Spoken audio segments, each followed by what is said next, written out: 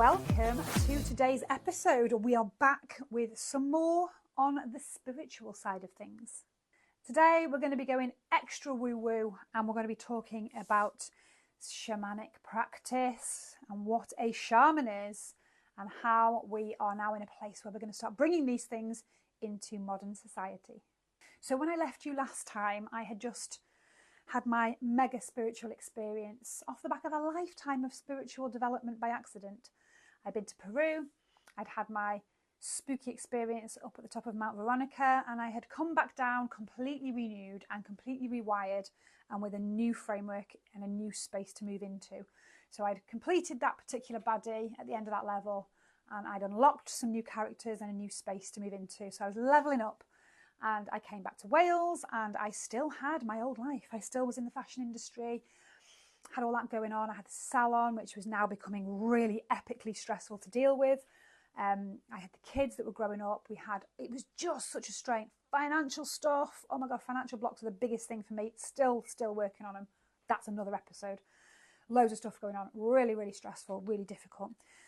So what happened next was I'd sat with myself a little bit and thought, right, you know what you're meant to do. You know you're meant to be connecting in, and you're meant to be connecting in with your spiritual side.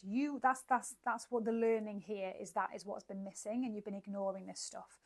So you need to start developing those skills. So off I went on a little journey of self-exploration at this point, and I started to look at researching, and I bought loads of books, right? In fact, on my bookshelf here, tons of books.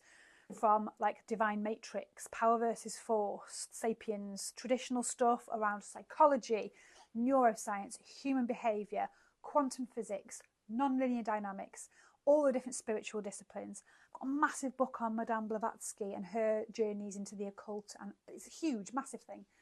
Lots and lots and lots of different reading materials and really absorbing everything. I came back, my brain just, I don't know what happened, but I was like a sponge, and concepts that previously I couldn't wrap my head around or didn't have an interest in, like science, for example, just that unlocked, something opened up and I was like a sponge, right? Couldn't get enough of it.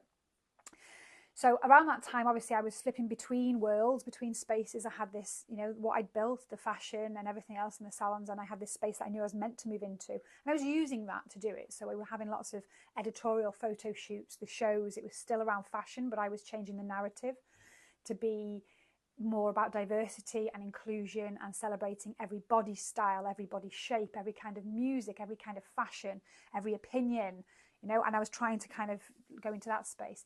And at the time, it was a bit like, I always say it's like The Greatest Showman meets School of Rock. That was the vibe and the influence, and that's what I wanted. And now everybody says, oh, you took your influence from The Greatest Showman, because we had a lot of circus-themed stuff, and I used to wear a top hat and it's like, check the dates, mate, because I think you'll find that they were inspired by us, because it was a couple of years before The Greatest Showman, a few years before actually, that we started our little journey. And that was the aesthetic, and the vibe was very, this is me. So very cool. And so all that was happening at the same time, and I was shifting over, and I was then having new experiences because I was starting to use my profile and my delivery method and how I engage and my industry, because everybody wanted it. It was exciting, it was interesting. And I was now learning to coach. So I was doing my training in coaching and NLP, CBT, all the acronyms. I was learning to be a kinetic shift practitioner, bringing in visualization with NLP and CBT, shifting people's energy, understanding emotion. So all this was going on in the background. And I'm thinking, I can use this, and I can use my old experiences and my methods and my industry to bring this into awareness and to help people. So I started working with lots of different groups. So all kinds of amazing people. And once we started to do this work, people would light up and go, oh, this is really good. This is impactful. Can you come to my school? Or do you work with schools, with businesses, with families? When is your next one? I want to bring my kids. I want to bring my mum. And, this experience I just had as an audience member, I just came in off the street and I saw a piece about suicide and male mental health and body image. And I want to speak to somebody. I've been going through this for 20 years. I never told anyone. You just made me realise and open something up that I'm not on my own. Where do I go next? So all this stuff was coming at me, and I thought, well, this is definitely lining up. It's definitely the space I'm supposed to move in. But I can't help all these people individually. I don't know. I just do fashion shows, mate. I don't know. I can't can't do anything to help. So I'd be signposting people, your GP, you go get your doctor, Done that, didn't work. Or I'm on a waiting list, I've been on a waiting list for 5 years. So I started to realise very quickly that actually the support that people needed wasn't there and didn't exist. So that left me with a bit of a conundrum, because I thought, well, I know I'm meant to be doing this. I know I'm supposed to be, that's my little part to play in this shift is in this area. But is it ethical? Can I be popping the lids off things? Because using music, performance, visual stuff, engagement, fashion, media is the way in. It's how you unlock things. So if we use that and then we start to pop the lids off things that really make people feel and experience things and acknowledge stuff, is that ethical when there's nothing else then? Just pop lids off and let people go and be traumatized. So I had to wrestle with that a little bit and work out what to do. And that's one of the reasons that I personally started to gain skills and training in coaching and trying to support people in any way I could with the knowledge and the skills to do that. So I had that sort of ethical framework in place. And then obviously, because I'm a massive, huge people pleaser and I'm still operating from my trauma drive, more and more people come to me for things and I'm going, yeah, I'll help everybody, I'll heal the world, yes, whatever you need. So my burnout radars start flashing. And I've been here before, right? Don't forget, in my 20s, I burnt out and been in hospital. I don't want to do that again. So as soon as, I'm getting better, I'm learning, as soon as the red flags start to come up, I start to realise, okay, my soul knows this is the right, I know I'm in the right place, I'm aligned up. However, I've learned to listen to my body. My body is telling me no. What do I do about that? Because that's a bit of a tricky one. So this last 10 years has been a period of great learning and development where I've moved into different spaces and I've developed different programs, different events, different ways for people to storytell, different ways to support people. And I've learned as I've gone, and I've tried to keep that connection between soul and spirit and what I'm meant to do in my guidance, using all my creepy skills, and what my body's telling me. And it's been an interesting one, it really has, because I have flipped over my own professional boundaries a million times, and quite severely, knowing that I'm really pushing things, but nobody else is going to. So I need to be able to balance that kind of risk with doing things the right way. And it's really tough when you're walking that line. And I know a lot of you out there are the same, because I have so many conversations with people who are, really resonating.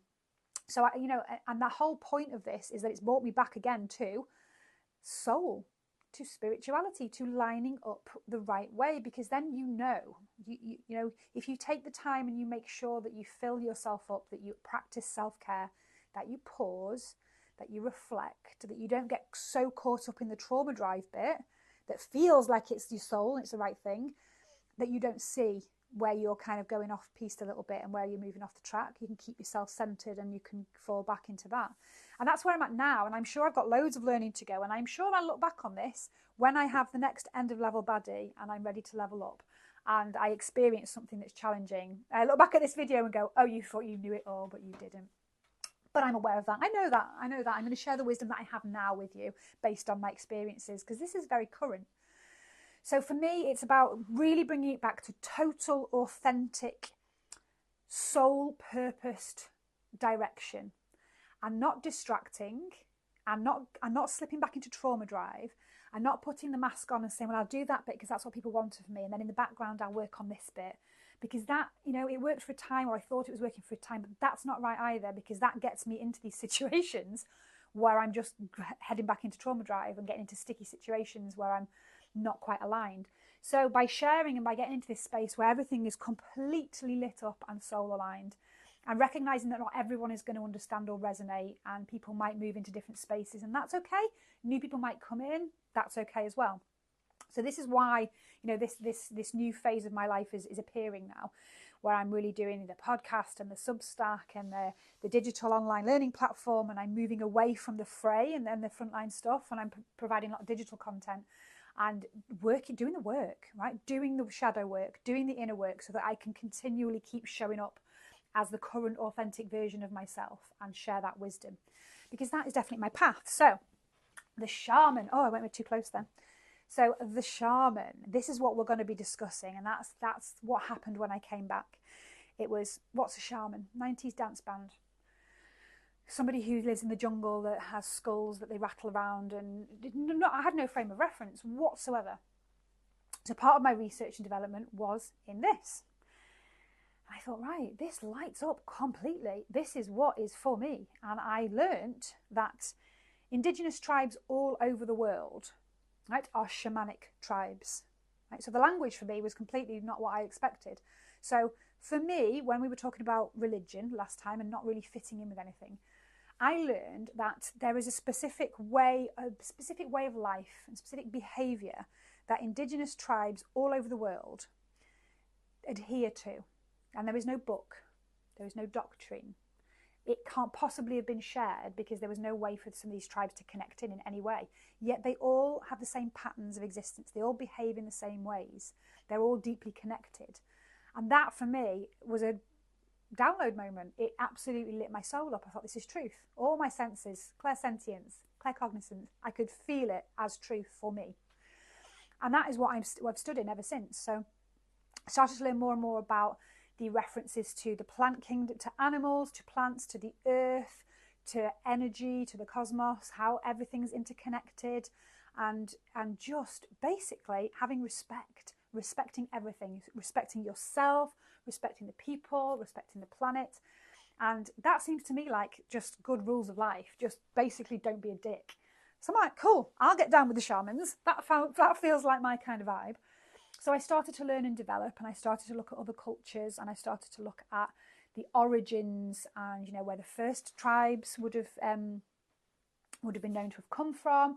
And I started to look at the Peruvian connection and Peru, because obviously I had a big connection there with Peru and the shamans of Peru, and that was really important to me. But I live in Wales, so Celtic shamanism and how the Celtic lineage came about. And I just found it incredibly fascinating. And I found that Siberia, so the first shamanic tribes were Siberia. Who knew that?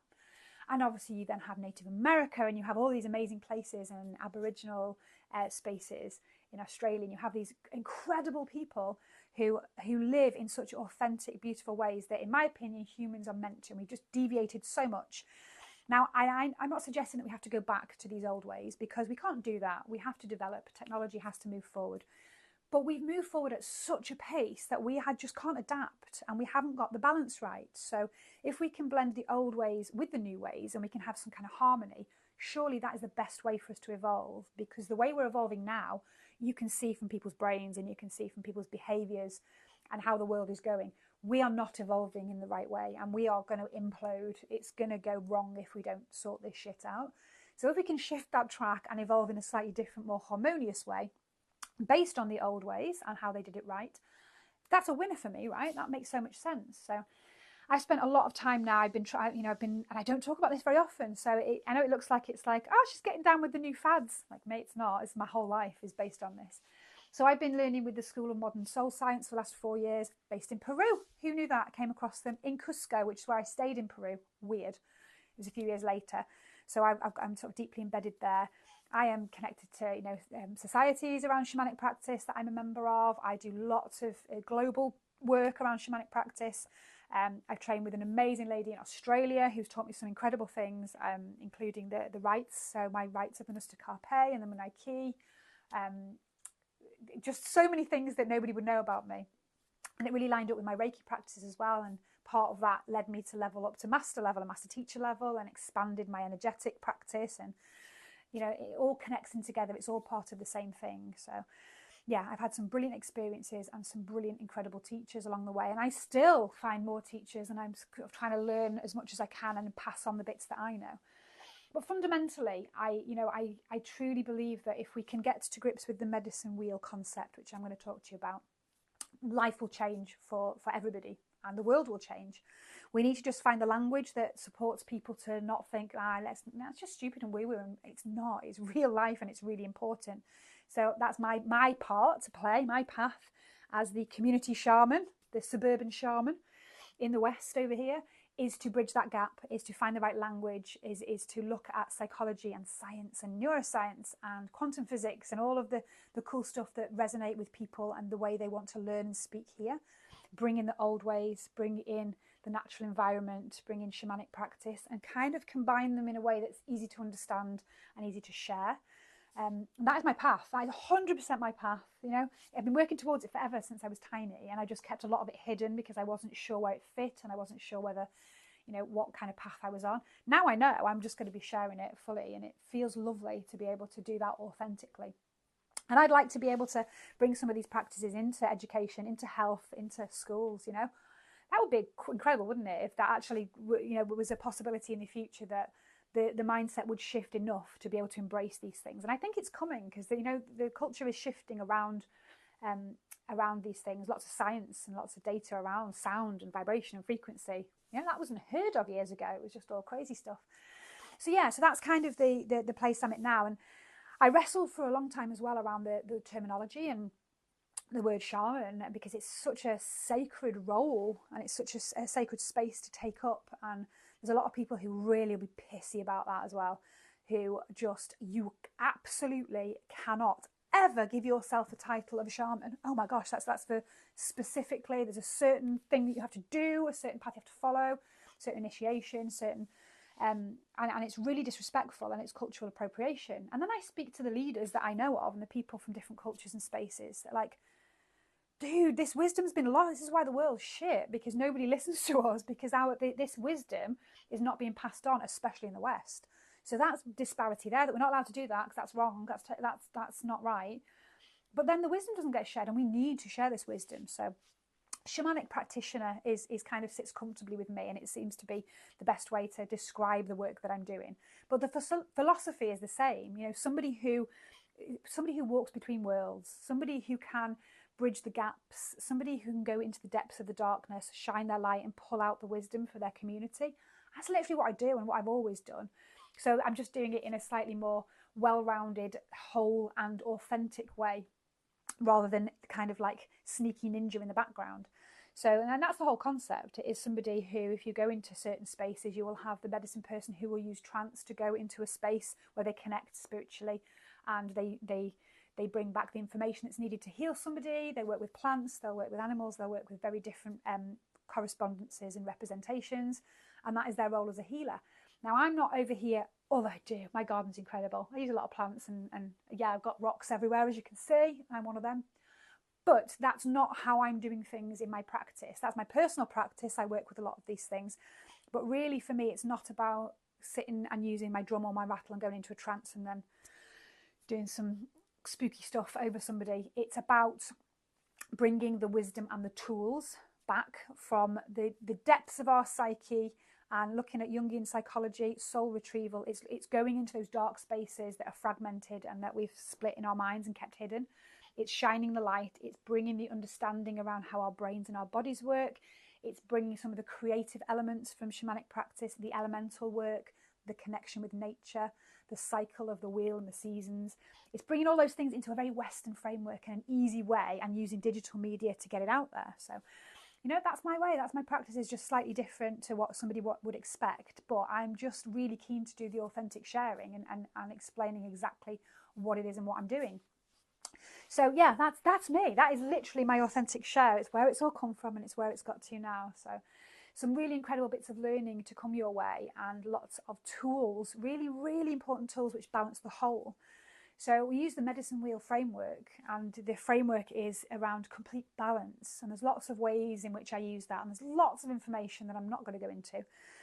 But just to give you the basics, we're talking about the whole, the wheel, the whole person, the whole environment, the whole space that you take up. We're talking about the seasons of the year. We're talking about the 4 cardinal directions. We're talking about 4 elements. There is a lot of there with the number 4 and 4 things to balance up. So that's the approach that I'm taking with the information that I'm sharing.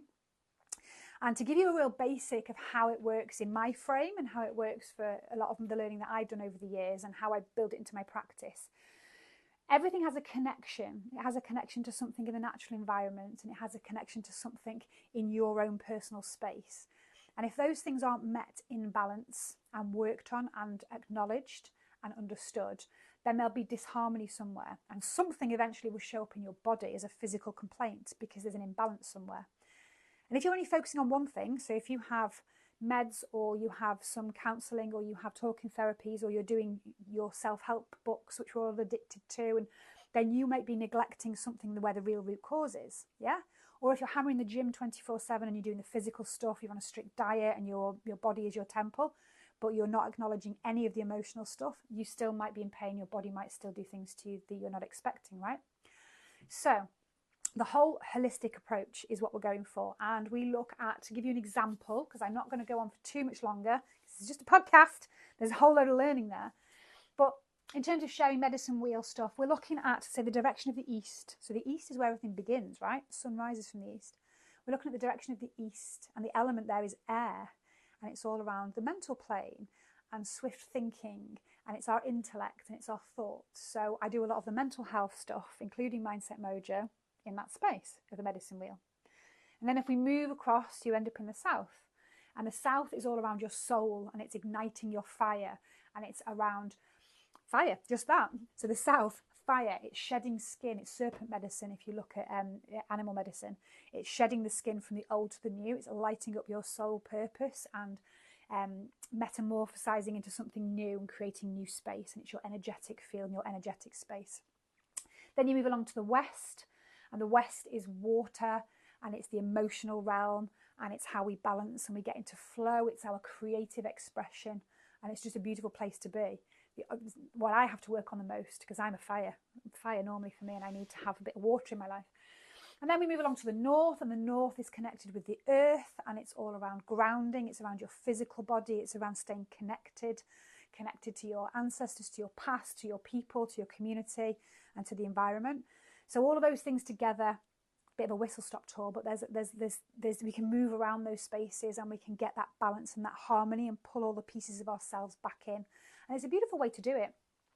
And just to finish off with a little story for you around how the whole ethos, really, the whole philosophy around shamanic practice and shamanism is based around the tree. So there's the tree. I've always been connected to trees, from a very early age as a child. Trees, the tree metaphor, and the tree of life. I literally, you can't see it there, I'll put a picture up, the tree of life. This wisdom from this tree of life, it's represented in cultures all around the world. And the theory is that this tree, we're all made up of the same thing, right? So this tree is just us as a whole concept. It's that whole unity. And the trunk of the tree splits off into branches. And you'll have a branch that will split off into the animal kingdom. You'll have a branch that will split off into the mineral kingdom. And a branch that will split off into the plant kingdom.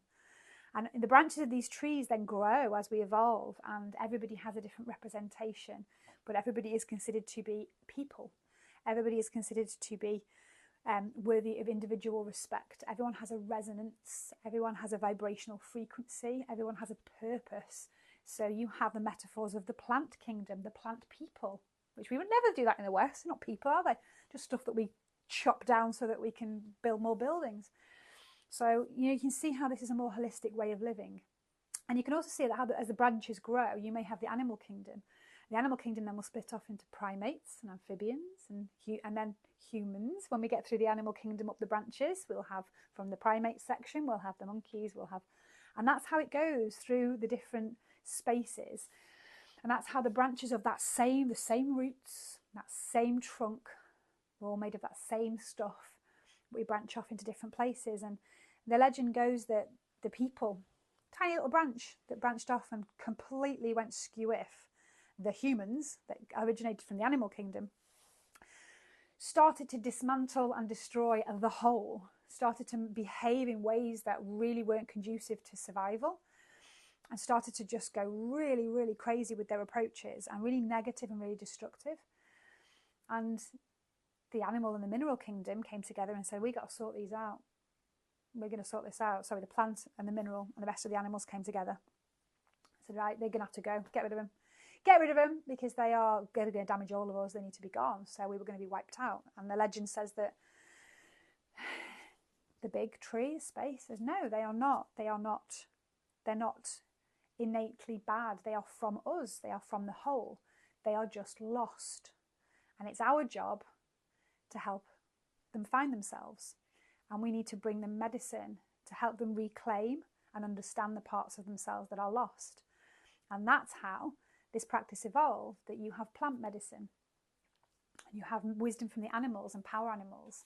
And if we can just get into that space where we can suspend judgment, and we can get rid of the labels of woo-woo and weird and crazy and unicorn stroker and tree hugger and quackery and if we can get into a space where we think, actually, let's look at this, because it might just do something, and we can look at the representations we have within our environment, within the planet, we can find the lost parts of ourselves and the broken parts of ourselves.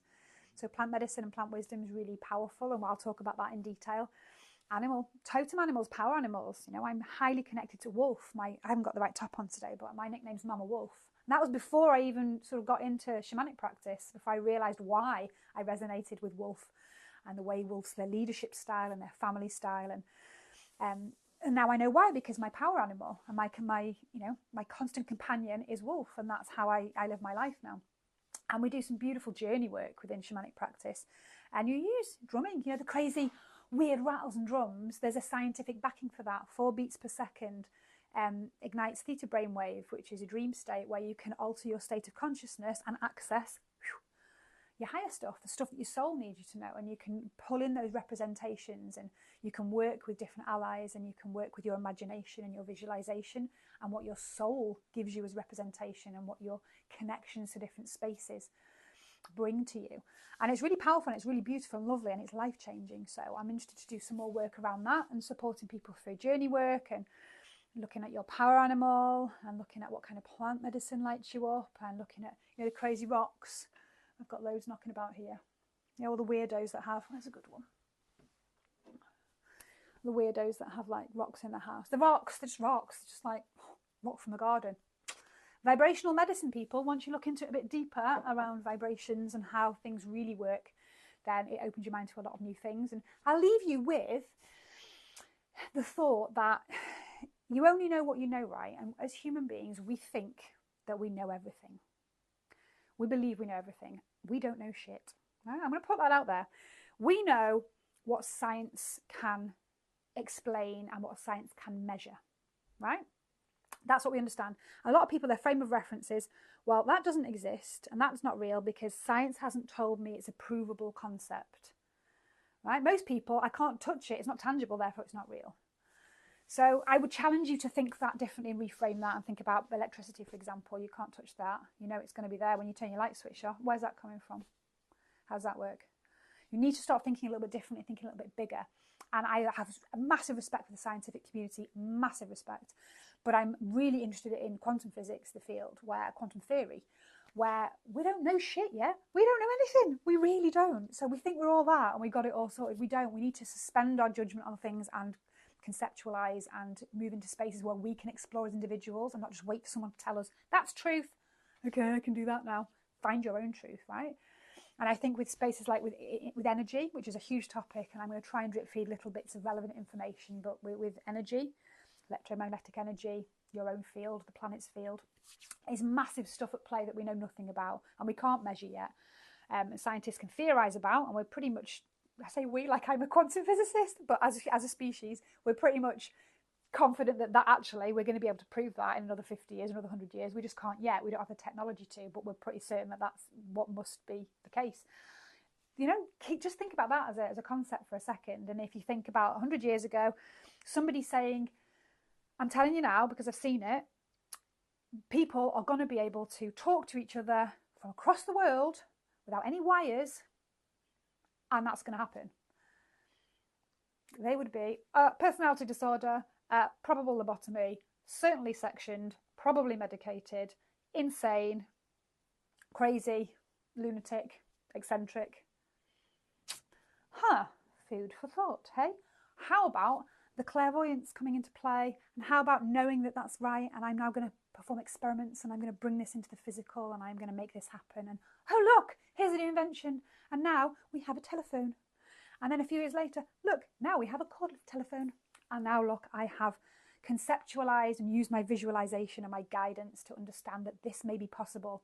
We can't prove it yet. It's not happened yet. Everyone thinks I'm mad, but I think it's possible. And I am going to explore, I'm going to experiment, and I'm going to invent something new. And we love our new inventions, don't we? But we have zero respect for the fact that the person who invented them was completely insane by modern standards.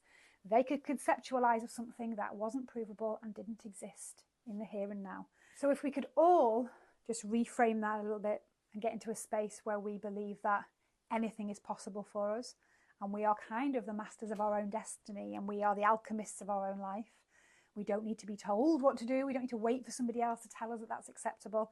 We can dream, we can visualize, we can imagine, and we can bring things into our life that we never dreamed possible. If we can all start to move into that space a little bit more, can you imagine how much different your life would be? How much different the world would be? Keep thinking on that little thought, and I will see you next time.